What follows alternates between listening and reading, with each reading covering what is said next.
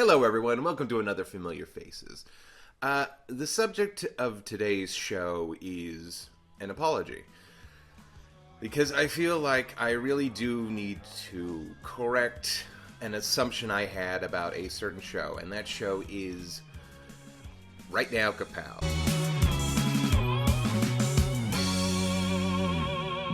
See, I barely remembered it. That's because when this thing first showed up on some post that I saw, it looked like what it looked like. You can't hide from justice.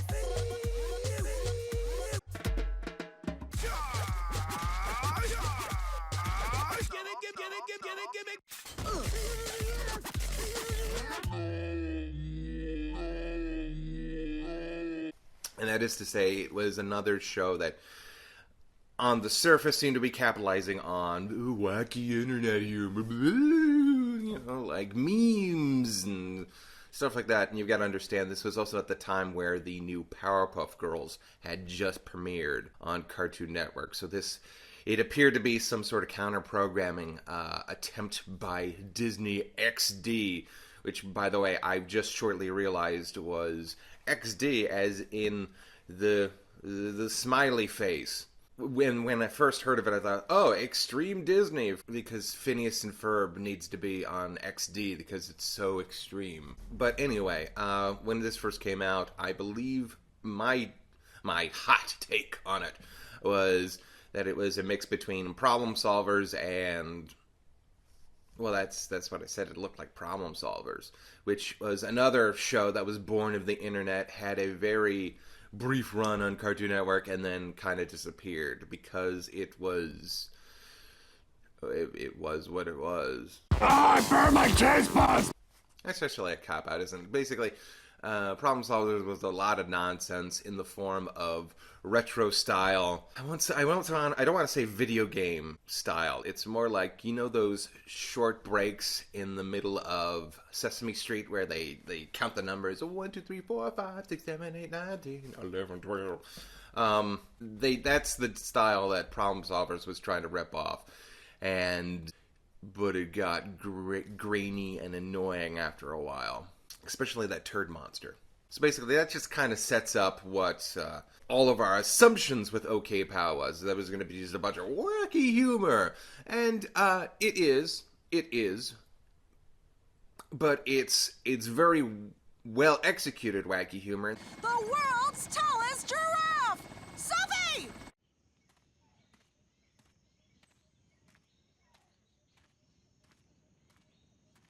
Something really bad happened. Because if they had just come out and says, oh, well, it's a sketch show.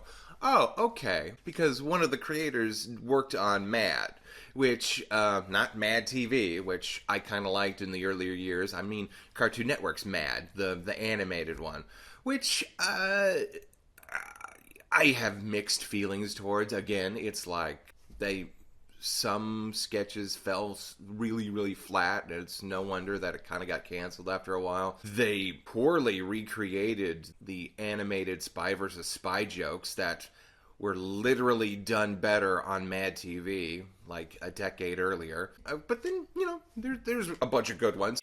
You have any idea what the toy rights are worth? Then what are these plans for? Duh, an amusement park.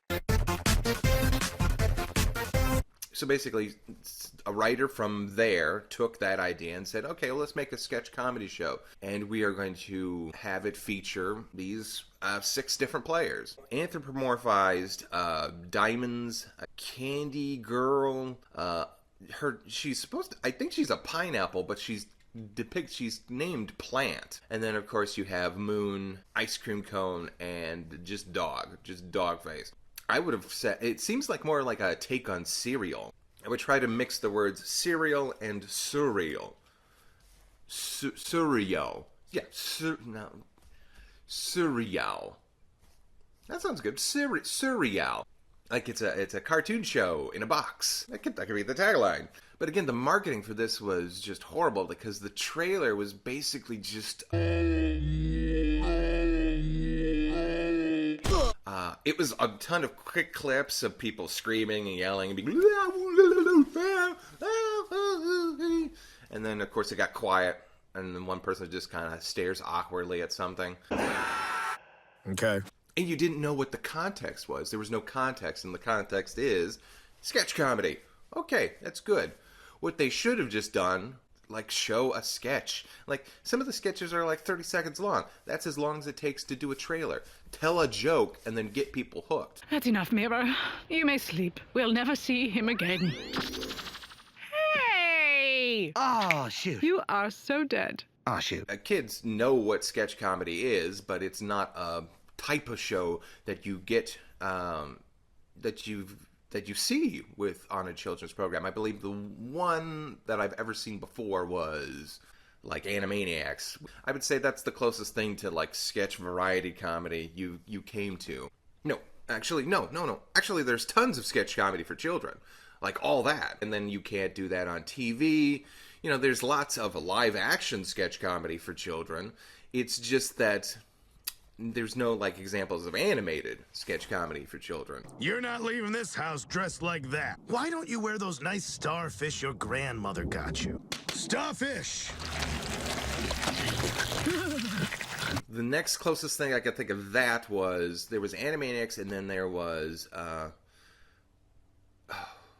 hold on a second. Marsupilami? No, that's one of the things that was featured on the show. Which was weird, because Marsupilami is actually a French project. And there's another show in France that features Marsupilami. Marsupilami was this little freak with a long tail, and apparently Disney got a hold of him, made a show about him, tried to make a show about him. Raw Tunage, that's what it was. Yeah.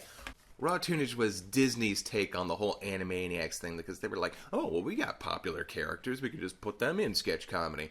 And they had like hosts, like Don Kennard, I think, came out one time. And then, of course, you had their own sketch comedy, which the only one I actually remember was Limited Animation Man or something. I'll find a clip. Release that man or feel the power of my patented two-pose punch. 1, 2, 1, 2, 1, 2. But yeah, the sad part is that, yeah, it's pretty damn funny. I laughed aloud a lot of times when it, just the setup of the jokes and the execution. Waits for what? For you to call her the name that drives her insane. Knife Hand Sharon!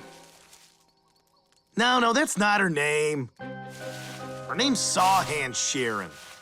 Yeah, I'm just I'm sorry I wrote this thing off as just another, because yeah, it is that kind of internet humor, it is kind of random humor, but they do a good job at setting it up. Did you say Snake Magnet? Yeah, just a fun little nickname I came up with for the fuel. Want to know why I call it Snake Magnet? Is it because it attracts snakes? No.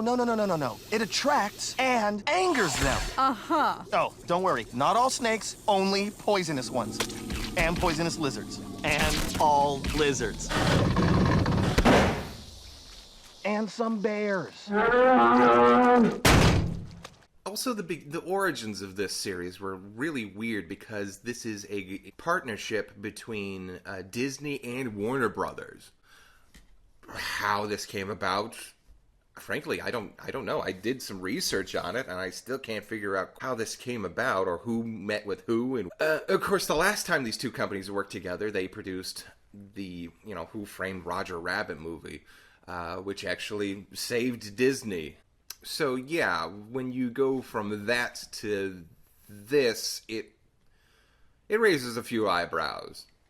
But like I said, it's actually pretty funny. They take the time to set up jokes, and they have good payoffs, and they're just interesting little skits. You should put that hat on right now. Oh, no, I don't want it. I don't know where it's been. What do you mean you don't know where it's been? It's been on top of my head. Gross. And by the way, you're probably wondering why all of a sudden my interest was piqued. Well, for some reason, I started getting a ton of suggestions on YouTube about Right Now Kapow, and I was like, well, why is this happening?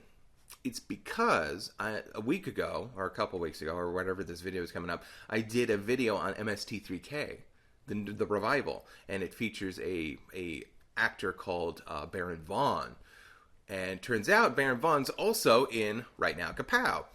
He plays the Moon. You know, when I was your age, I was afraid of monsters under the bed, too. But not anymore? Nope. Now I'm afraid of grown-up things. Good night, Dad.